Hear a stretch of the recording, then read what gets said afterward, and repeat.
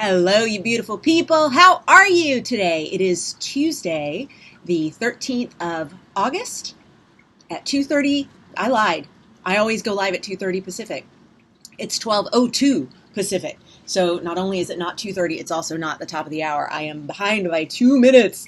Sorry, guys. It's how when you have a little extra time and you go, oh, good, I have a little extra time. Let me use that little extra time to start a new project, and then you're like, and now I don't have any time. Yeah, all those new projects, always on the grid, getting things going and making you go, oh, crap, I thought I had more time than I thought I had, and I did not. Let me know where you're watching from. Denise found me from Facebook. Hello, darling. Good to see you. This should be pushing through over to Periscope and Twitter and YouTube as well, but it's good to know Facebook is live and accounted for. Woohoo! So glad you could join in the fun. Today we're going to be talking about Overwhelm. If you got today's Bon Blast, you know that I wrote all about the overwhelm that can come in. Oh, fabulous. Regina is watching over at Twitter. Becky is here at Facebook as well. I wrote today's Bon Blast about overwhelm. If you don't get the Bon Blast, you can rectify that by going over here to BonnieGillespie.com. Hey, Brooke. Glad you're watching from New York. Good to see you.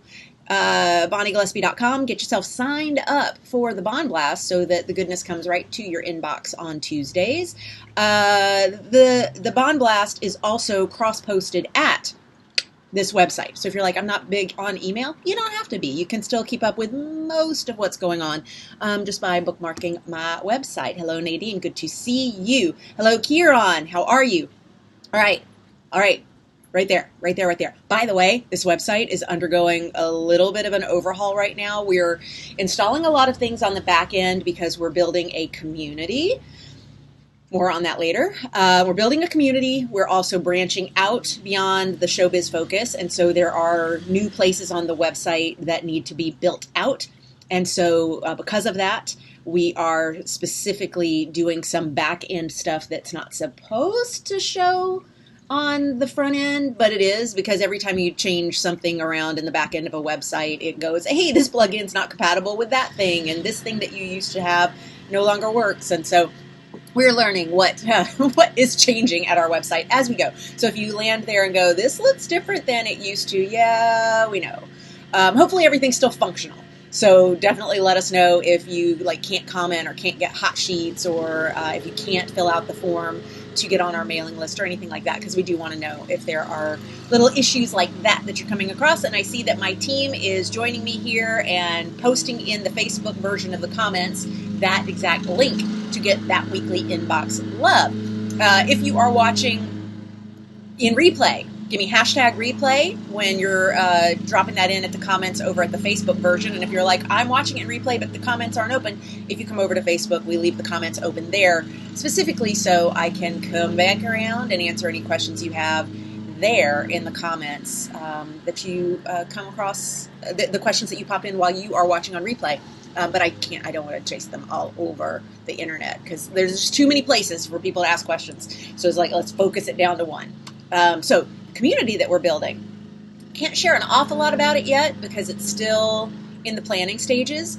But, people have been looking for alternatives to Facebook for a little while. And by people, I mean me. I left Facebook in terms of the way most people use it almost a decade ago.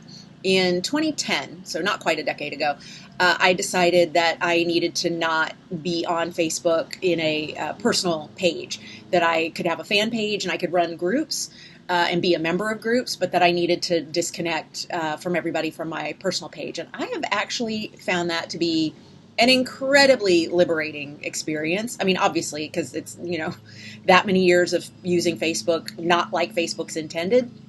Highly recommended. If that at all is intriguing to you, just Google Bonnie Gillespie Facebook Unplugged, and don't drop a link in the comments on this because I don't need to send people off to that specifically. Just if you are intrigued by how I got myself off Facebook, in the manner that I did. Just Google Bonnie Gillespie Facebook Unplugged, and you will land on a bunch of articles that I wrote about the process as I was going through it. So that I talked about what the criteria was for trimming down the friends list and how I got it all the way down to the version that it currently is, which is incredibly freeing because I have no feed. There's nothing that comes up on Facebook that tells me what other people are generally complaining about or obsessed about or mad about or a lot of strong emotions about. And I got my own strong emotions to deal with. I don't need to be engaged in everybody else's strong emotions all the time, always. So, that for me was just a bit of preservation. Highly recommend it. But we still run this massive Facebook group. It's 12,000 something members, and that has its pros and cons. And we have been looking for alternatives for a while, and I think we may have come up with something that we're going to be able to run off our own web server. And so that's part of what my amazing team is in the middle of building right now. And we should be able to invite y'all in. It's going to be application process to join in the fun. Because just like I have my team do vetting of members that are trying to join us in the Facebook community, I think we should continue to vet people and make sure that we're not inviting trolls in. I mean, obviously we can, people slip through the cracks, but hopefully our vetting process is good enough that we prevent people from being exposed to people that are just, joining the internet to cause no good, because that's just some people's hobby. There are times that I'll see something on the internet that I go, oh my God, you need to get a hobby. And then I go, oh my God, that is their hobby. That is their hobby right there. So let's see. Kate has joined in. Thank you so much for joining. Yes, Stephanie, everything is going great. Thank you for checking in. Hi, Jean, watching over at the Periscope/Twitter interaction. Very good. I don't see a comment yet from YouTube. So team, if you could go, probably Aaron, go check over at YouTube and make sure we're pushing through to there. That would be super helpful.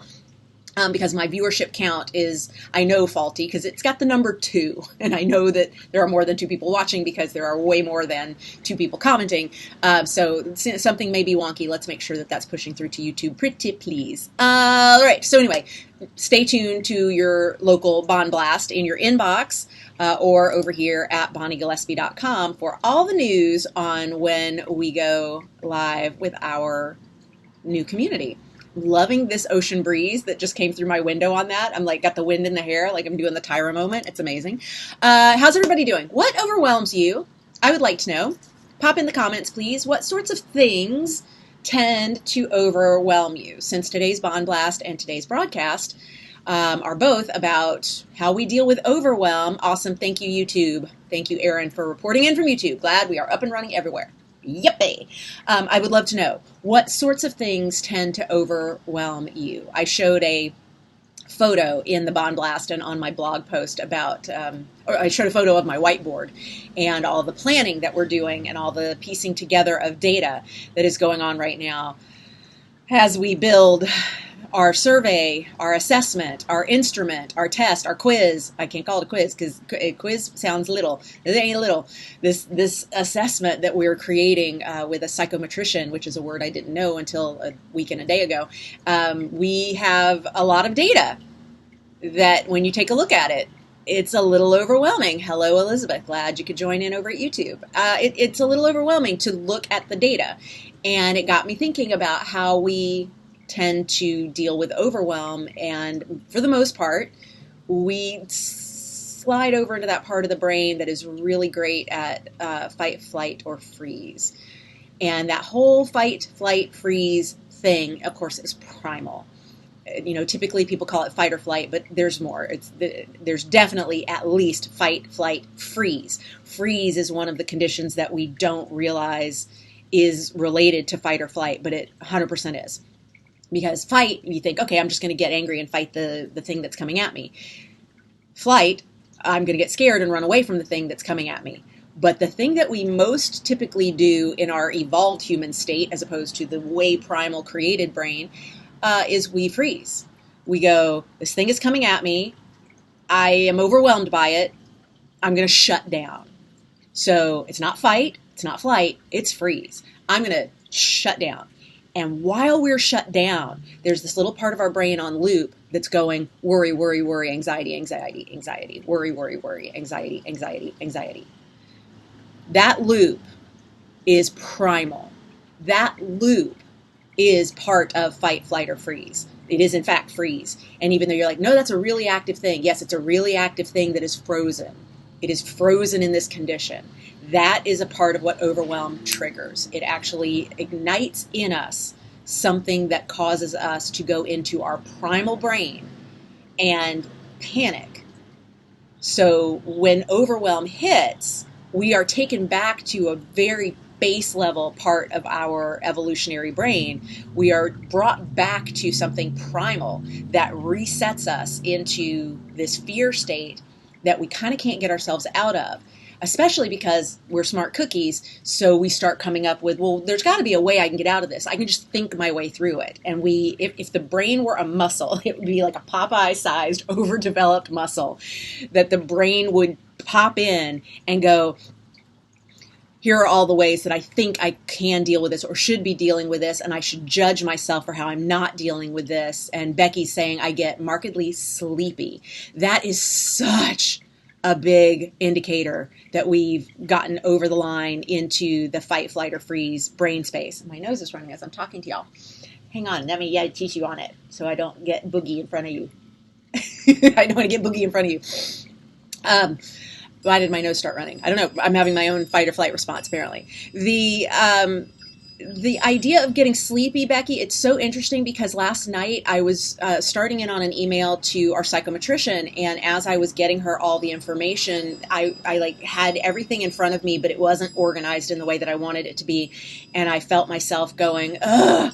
I've got to get this turned around. I've got to start making sense of this. I got to try and coalesce all of this in a way that makes sense to her.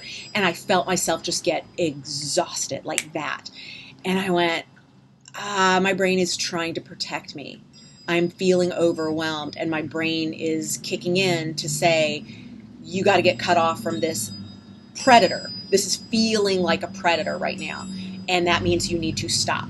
And so I pulled myself away from my computer, like pushed myself away from my computer, which is very hard to do. I pulled myself out of the data brain and said, it will be there when I come back. But I'm exhausted now. I need to sleep. If my brain is telling me shut down, we're going to shut the fuck down.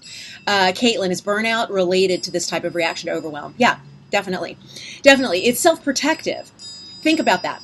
Overwhelm is trying to indicate there's too much data coming at me at once. There's too much stimulation. It doesn't even have to be data. There's too much stimulation coming at me at once. There is more information or energy coming at me than I can process at once. So what happens with burnout is our reaction to the stimulation of all of that data, of all of that information. When that's coming at you, that burnout is a way of giving you permission to tap out.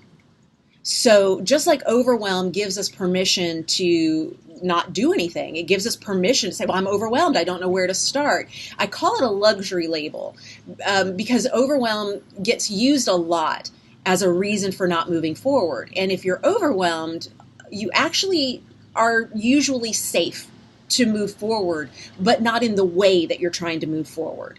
And so for me, overwhelm is a fantastic indicator that I need to take a breath, back up, and then pick a place where it feels safe to continue. Burnout is a very similar, it's a cousin, it's a very similar relative to overwhelm in that what burnout gives you permission to do is take a break. Because you're like, I'm burned out, I'm turning bitter, I'm getting mad at this industry, for example, or it could be a relationship, it could be a job, like it doesn't have to be the industry. I'm just going there because I know that we've talked about burnout and the industry specifically before. And there is something so beautiful about the protective nature of things like burnout. There's something so beautiful about the protective nature of overwhelm when we think about it. Because what's actually happening is we are being protected from something that a part of our brain feels is coming at us, like for our life. And so the idea of, wow, something is so scary on some level that there's a part of my brain that actually thinks I'm going to fucking die. Thank you for the more evolved brain coming up with a really creative way of getting me to stop and take a look at this primal fear. Because if I don't take a look at that primal fear, it's going to continue to come up and bite me in the ass as I push through the overwhelm, as I don't surrender to the burnout. And one of the best things you can do when you're feeling burnout is take a break, take a hiatus, go on sabbatical. Go, I am facing burnout, therefore I'm taking a break. I'm going to book out with my agent. I'm going to go on hiatus from auditioning for a while. I'm going to take a vacation if I can. More than anything, I'm just going to take a break. It's the big girl version of I'm going to count to 10. That sort of thing is exactly what's required when we start getting those indicators that there's a part of our brain that can't really handle what's going on a deep primal level. Let me look at some of this. Kate saying, this is over at Facebook, currently similar to what you expressed in the bomb blast, new ideas and projects for me to build and sell.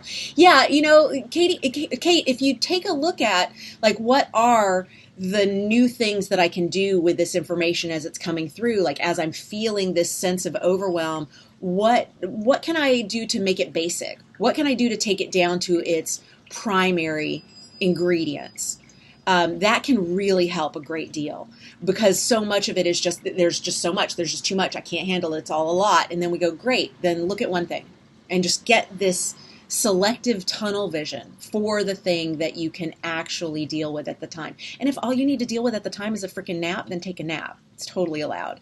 Stephanie says, sorts of things that are overwhelming. Currently working on a movie project, kind of overwhelming how much possibility to work on it and producing or share it. And it's tough to keep focused on one thing and get forward step by step.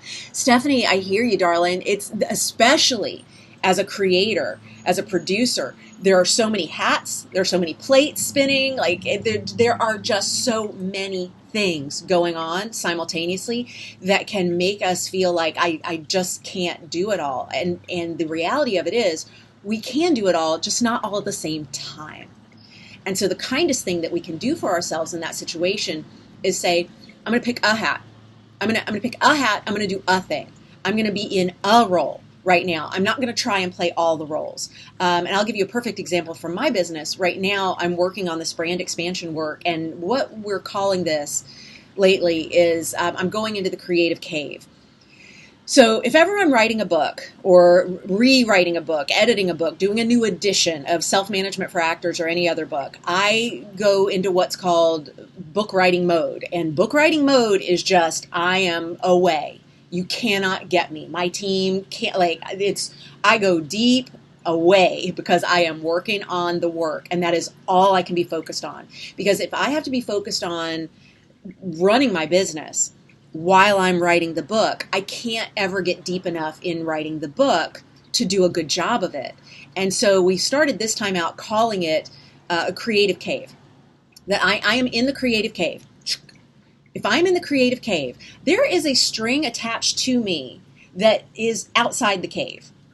And my team can grab that string and pull on it and get me to come out of the cave.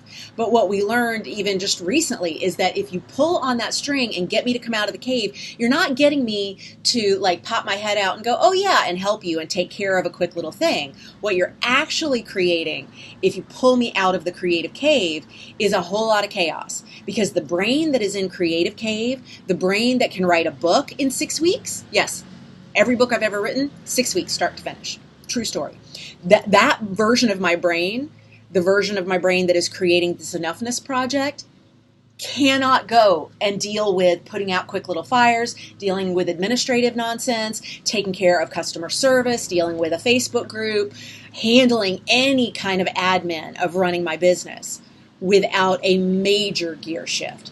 And so the brain space that's required, to go back to Stephanie's question here on Facebook, of dealing with producing a project really requires that at times you say, I'm going to do the kindest thing possible for myself and go into actor brain right now. And while I'm in actor brain, producer brain can't pull me out of the creative cave.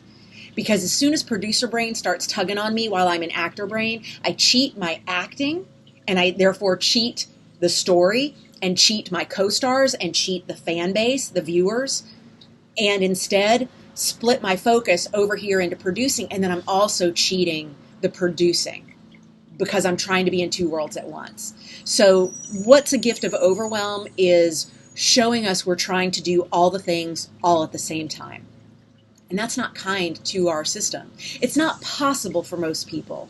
Multitasking is highly overrated. It's actually not even really multitasking. It's context switching and doing it way too fast for our own good, and training our brain to be able to go from one thing to the next thing to the next thing to this kind of thing is actually not healthy. If instead we're able to go, I'm right now going to be entirely focused on you and on what we're doing right at this moment, we are giving the gift of our presence first and foremost, but we're also training our brain that it is safe to do one thing at a time and to do it really well. And then we can always be done with that, come away from it, and then clock in for something else. So this is for me the big gift of overwhelm, and how to never be overwhelmed again is feel that panic of overwhelm and then go, cool.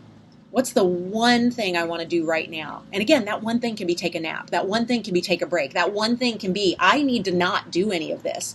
But it can also be, I need to only focus on writing, or I need to only focus on acting, or I need to only focus on producing admin issues. I need to only run my business. I need to only deal with customer service issues. I need to only deal with that tech upgrade. But it needs to be exclusive for ideally a state of flow, which is a flow state tends to be 60 minutes to 120 minutes, with 90 minutes being the sweet spot. If you want to know more about that, Google Bonnie Gillespie flow theory. I've got a lot of stuff out there about how much I love flow theory and the work of Csikszentmihalyi and also Stephen Kotler more modernly. But I freaking love the idea of staying in states of flow, which tend to be no longer than 90-minute sequences. Because then we can really get into some superpower level work with something and then clock out of it and be fully present for whatever the next thing is after that. Brooke says, always feeling like I should be doing more, auditioning more, booking more, putting up more shows, etc. Basically comparing myself to what others have going on. Brooke, here's the thing. Ready? As I don't go boogie on y'all again. I don't know why my nose is running. Hang on. Wait, I have a fix. I have Sudafed. I'm going to take a half a Sudafed. That's right. I take a half a Sudafed because I'm such a freaking lightweight. Half a Sudafed, half an Excedrin, half a Midol, half. Me, always half. Okay. Brooke, you ready for your fix, sweetheart? When you are comparing yourself to what others have going on, you are comparing your one self to what all the others on the planet have going on simultaneously. If instead you were comparing your one self to somebody else's one self, that would be different. If you were comparing your one self to one other person's self, always chose only that one person. This is why we love pace cars in the self-management for actors world. And Team Aaron, I believe Aaron's in charge of links today. If you could drop in a link to my pace car conversation over at my blog post, that would be amazing. Thank you. I think I have a YouTube video. I think I have a podcast episode. I have a blog post. So there's a lot to choose from, but I love talking about pace cars. That pace car, if you pick one person that you're going to track, you won't get overwhelmed, Brooke, because instead you see when they're taking time off. You see when they're taking downtime. The reason you feel like you have to constantly be putting shit up on social media is because every time you check social media, someone else has put something up. And you're like, oh my God, I got to keep up. And you're like, if you watch a single person long enough, you realize, A, they're using schedulers to get stuff put up at all sorts of different times. So they're not actively showing up and putting stuff on social media as constantly as it looks. They are also probably hiring other people to help run their thing at a certain tier. But they are also gone for long stretches of time where they're not touching social at all. They're not coming back and engaging with people. They're not showing up and yes-anding. They are off the clock. But when you go and check in and you see 20 things, 30 things, 100 things, depending on how many people do you follow? How many people do you follow on Instagram? I follow fewer than 200. And that's plenty. That is plenty. I follow fewer than 60 on Twitter. And that feels like a lot sometimes. I think we overdo it with following way too many people. And then we ask ourselves to kind of rise up to those standards. And we're asking ourselves to rise up to the standards of the aggregate. We are asking ourselves to rise up to the standards of what the total of everyone we're watching is doing. And that's physically impossible. So right there, you have a super easy way to get yourself out of that headspace, Brooke, by not comparing yourself to others. But if you really, really, really need to compare yourself to another, pick a pace car. Thank you, Aaron, for dropping that link in the comments. Follow another, one person. Watch what they're doing. Watch how many hours they're not producing new content. Watch how many months go by before something new goes up. Then you don't get overwhelmed with all you have to do because you realize, oh, our pace is actually very similar. Becky says, I get overwhelmed by the things I probably shouldn't be doing much of, actor busy work. Becky, have we reached that day in the 100 days yet? I think we have. We're in the live round of getting gear for the next tier. Let me put that up here for those who are like, what are you talking about? Getting gear for the next tier is our 100-day challenge. You can enroll there. Becky is doing our live round, and I think we have already, now open to the day, probably just yesterday. That is all about actor busy work and how to avoid actor busy work and how to classify and categorize actor busy work so that you know which are the things that you should just never do because they're always actor busy work, which are the things that you should always invest time in doing because they're not at all actor busy work, and then and this is the population of thirds, I'm down with that, which is the section of shit that can be actor busy work for you depending on how you're using it, but may not be actor busy work for someone else. And that's the place to really get clear on. Because once you get super clear on that, you never engage in actor busy work again. It's certainly not the same way. Anna says, when many things happen at once, I get overwhelmed. Yeah, but when things happen all at once, that's life. That's life. So what we have to do, Anna, is notice that everything is always happening all at once and have selective vision for the priorities that are meaningful for our current goals. But if you're like, I can't do that, you already do that. There's the day in the 100 that I know you've seen because you've repeated the course a couple times, which I love doing, by the way, because the more we repeat it, the clearer some of the lessons get that maybe we weren't ready for the first time through. The day that I think Keith covers perceptual sets and the way the brain specifically has to choose what it's going to pay attention to because we can't physiologically pay attention to, we can't neurobiologically pay attention to all the stimuli that are coming at us constantly. So we already have the ability in our brain that we use regularly to turn down all the things that are coming at us simultaneously. Let's see. Caitlin says, love your comparison of Overwhelm to Burnout. It'll be so helpful moving forward. I'm so glad to know that. That's fantastic. Good. Yes, the creative cave, Stephanie, right? Like once we realize, oh no, I'm in creative cave, that's the work. Laura, what do you have a question about? Laura at YouTube says, please tell me how. Laura, tell you how what, sweetheart? What you need? Kathy says, I call it switching hats when I'm on set. Director hat has to come off when actor hat comes on. Kathy, right, because you can't wear all the hats at once. You simply can't. The problem is we tend to go, I'm going to wear the director hat, but I'm going to keep an eye on actor hat. Or worse, I'm going to wear the actor hat, but I'm going to keep an eye on director hat and producer hat and writer hat. And it's like, you can't. You can't. Your hats need to have blinders. Your hats need to be visors. They need to be like this so that you cannot see anything but what it is that you are engaged in hat-wise. Yep. Laura says, biggest challenge to focus on one thing. Laura, it's a muscle. It's a muscle. Develop it like anything else that you've ever wanted to be good at that you've gotten good at. It is so possible. So possible. Tyler, flow theory. Yes, Kathy, thank you for helping Tyler. Flow theory. If you Google Bonnie Gillespie flow theory, you will land on a bunch of stuff that I have talked about in that territory. And if you're in our 100-day program and you have reached day 100 and now have access to the SMFA vault, I have a 12-part masterclass on flow theory. So you can really geek out with me if you want. And I could have gone deeper, but I didn't want to overwhelm you. Like, seriously, the reason it's a 12-part masterclass is because each video is only like 5 to 10 minutes. Because if I went all the way deep on flow theory, I would still be recording the footage right now. And I was recording that 2 years ago. It is like a lot. Awesome. Awesome. Yeah, Christopher, I know. We all see the squirrel and we all go chasing it. Squirrel brain is a good thing, actually, because that's what lights us up. It lets us know, ooh, there's something that has intrigued me enough to stop looking at what I'm focusing on and pay attention to that other thing. And so squirrel brain is actually oftentimes a really good sign of something that is so intriguing that we want to maybe bring more of that into our lives. And so I don't think we should be so quick to shut that down.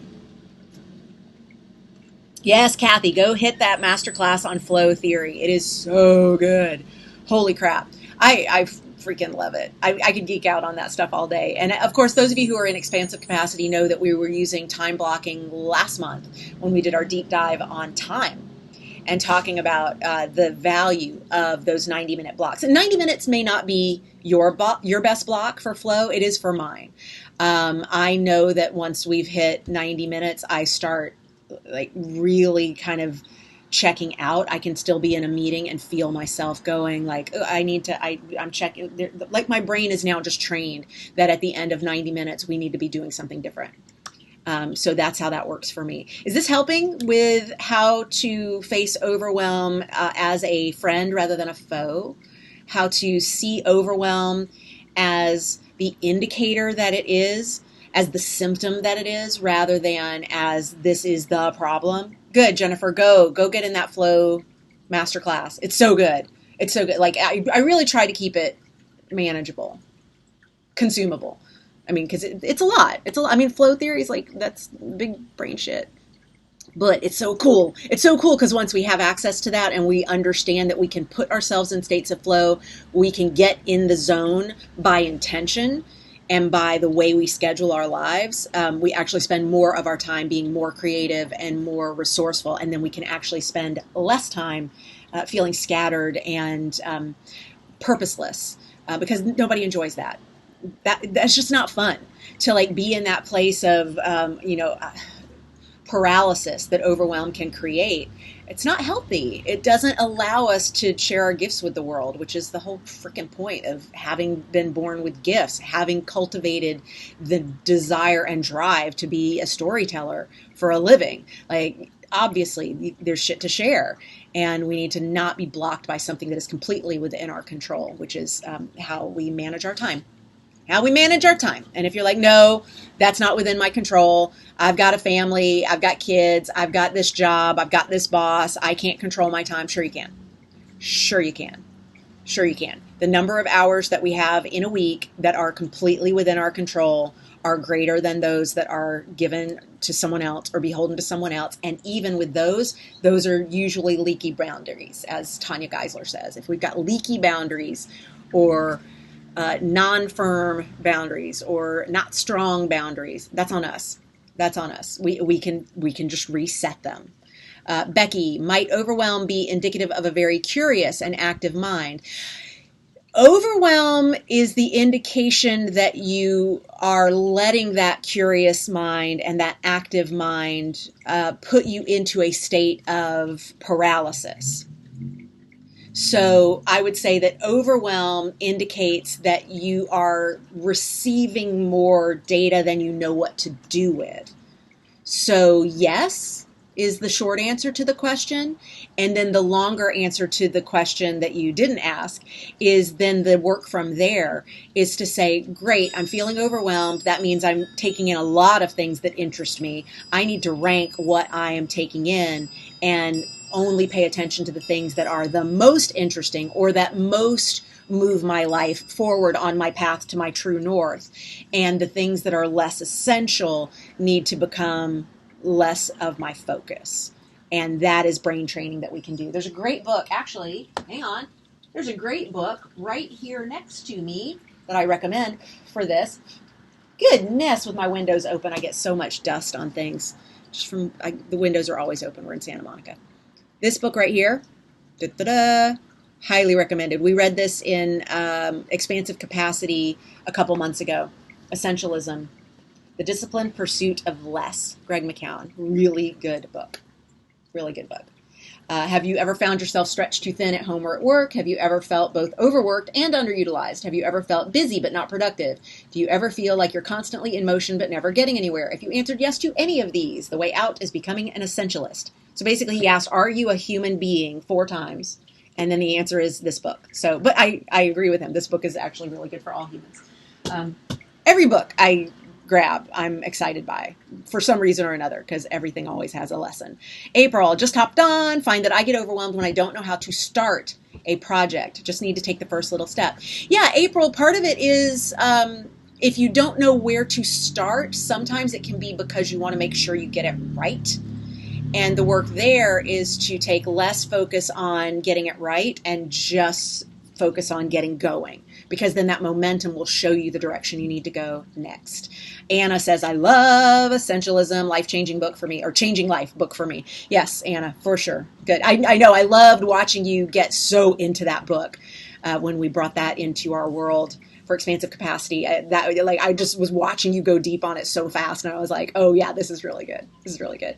Becky says, Lord, help the opportunist. Another book to dive into. Okay, good. Awesome. Yes. I know we should do like Bonnie Gillespie book club. Actually, hang on.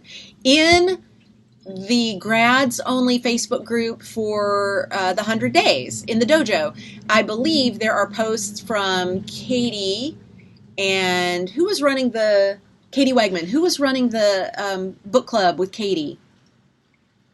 Was it Lindsay? There's a book club there that is actually based off my reading list for the 100 days.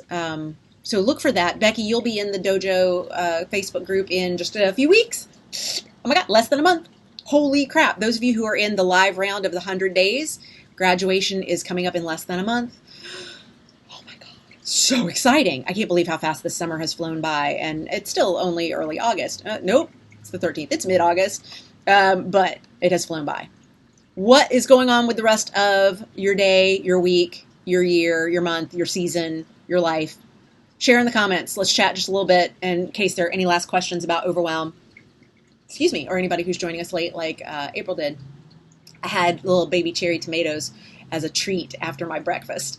Because if you eat Whole30, like, a cherry tomato is a freaking sugar bomb. And I had to stop eating grapes. My doctor took me off grapes. Apparently I'm allergic to them. And I used to eat grapes all the time. All the time. Like, you would see me, like, there's Facebook Lives where you see me, like, taking a break and eating grapes during. I'm like, I miss my grapes. But by not having grapes, I found that now the little tomatoes are even more sweet than they were before. Fascinating stuff, right? You're riding a pony, Aaron. Photos or it didn't happen. Oh my God. Riding a pony. Riding a pony. That's amazing. I want to go, what was it that you did that I want to do? Axe throwing. Hatchet throwing. Yes. I think I need to do that. Oh, that reminds me, I have homework to do today. I am doing Tosha Silver's book, which I don't have right next to me. I should, because I'm behind in reading it. I'm doing a book club on Tosha Silver's. I'm not leading it. My friend Dana is. Y'all remember Dana? Those of you who are in the 100 days, Dana is my friend who does EFT, tapping. And so she's leading a book club where we do tapping through Tosha Silver's book, It's Not Your Money. And I got my coconuts. And one of the homework assignments is to smash coconuts. And I have them, and I need to smash them. And I want to do it before today's class because we have book club meeting tonight, and I want to have already smashed my coconuts. But apparently I also want to throw some hatchets. Yes. So got to get some of that energy flowing out. Cool. All right. Anything else, you beautiful people? It's always fun to hang out with you. I have no idea how many people are here because the counter is still stuck on 2 according to my little interface. But it was telling me when I logged on that there are updated versions of both the pieces of software that I'm using right now, which is crazy because just yesterday I went in and made sure that everything was updated. So either I'm still using the old versions even though I have updated to the new versions and the new versions just aren't shortcutted correctly on my machine, or there's been an update again since yesterday.